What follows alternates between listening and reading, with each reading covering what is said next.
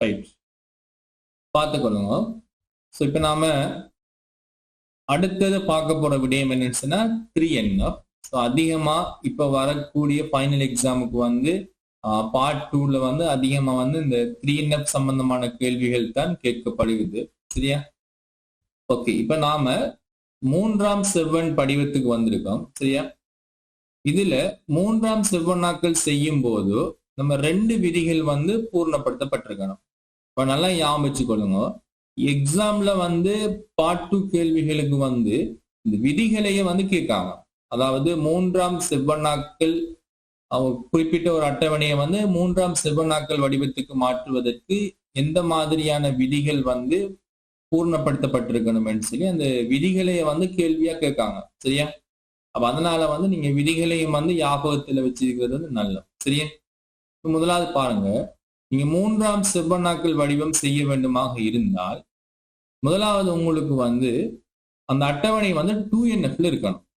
இது முதலாவது விதி என்னன்னு சொன்னா, நீங்க 3NFக்கு மாத்தணும்னு சொன்னா அந்த அட்டவணை வந்து 2NFல இருக்கணும். அப்ப 1NFல இருக்கிற அட்டவணையை வந்து நீங்க நேரடியா என்ன செய்யலாது, 3NFக்கு வந்து மாற்ற இயலாது.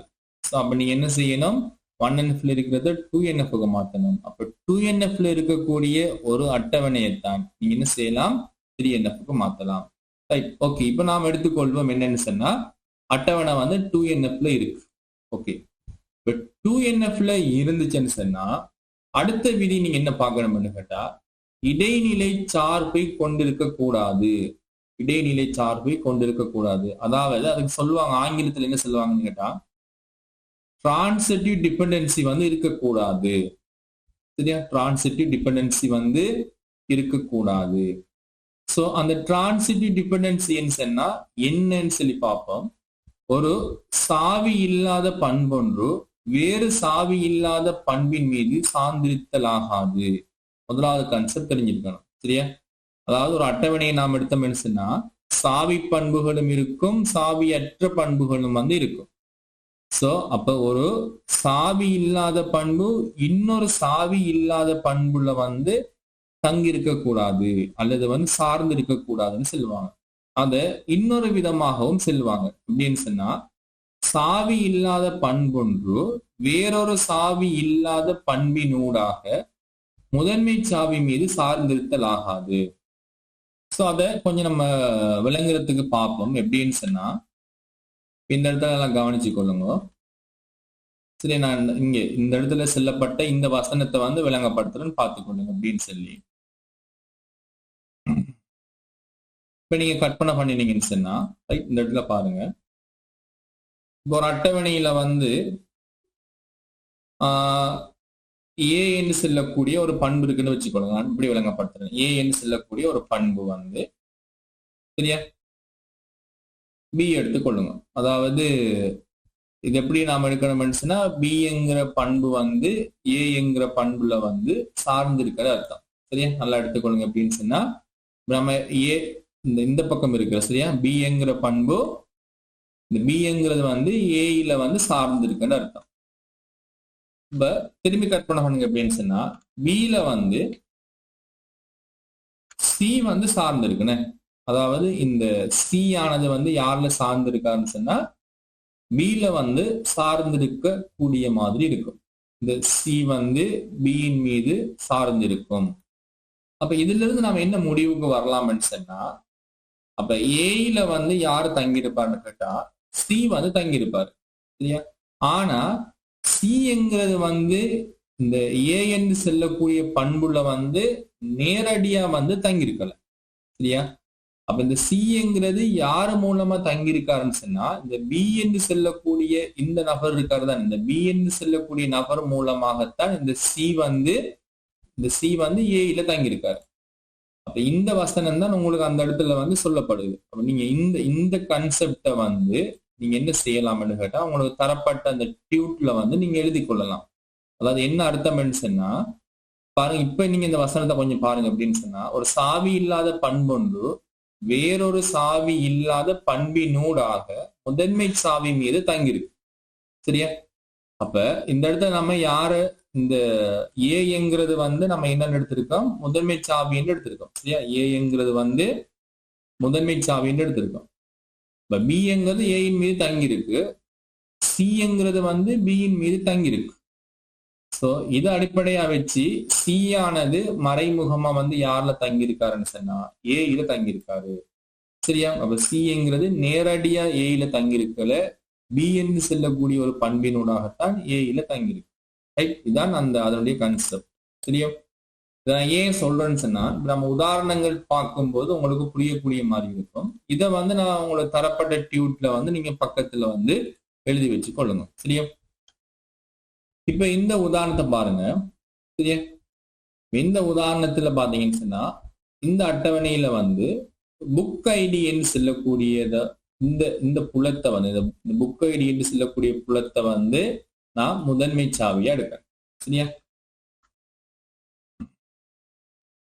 இப்ப நல்லா பார்த்துக்கொள்ளுங்க.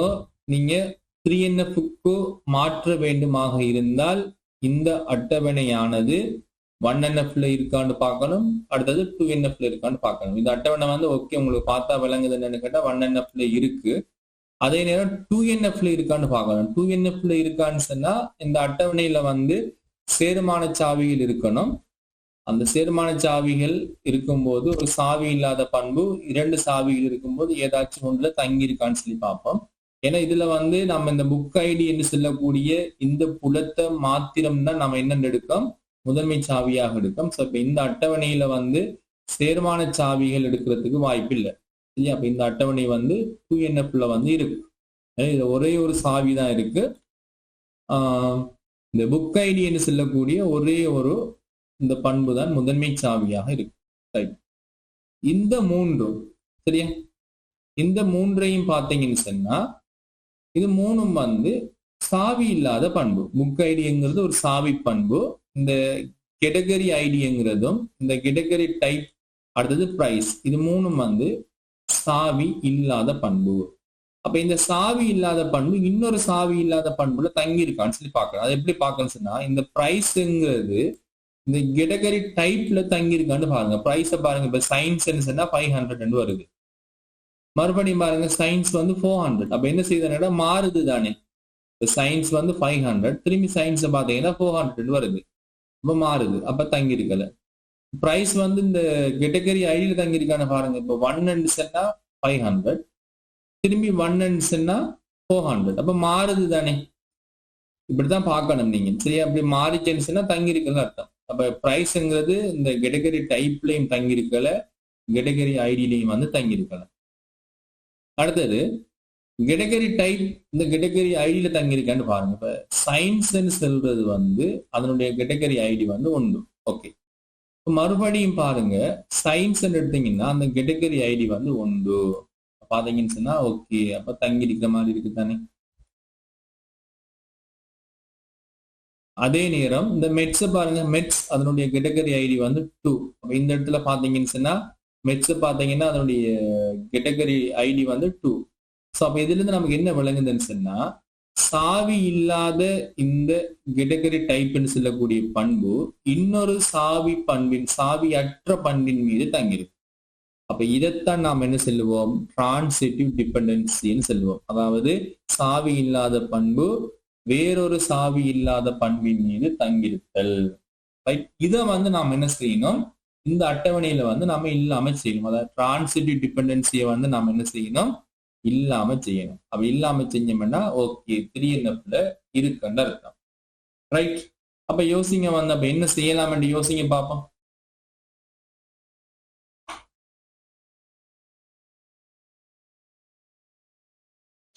ரைட்? இப்போ உங்களுக்கு ஐடியா வந்திருக்கும் என்னன்னு சொன்னா அந்த தங்கி இருக்கக்கூடிய 2 பேரையும் நாம் என்ன செய்யலாம்னு கேட்டா அப்படியே கொண்டு போவோம். சரியா?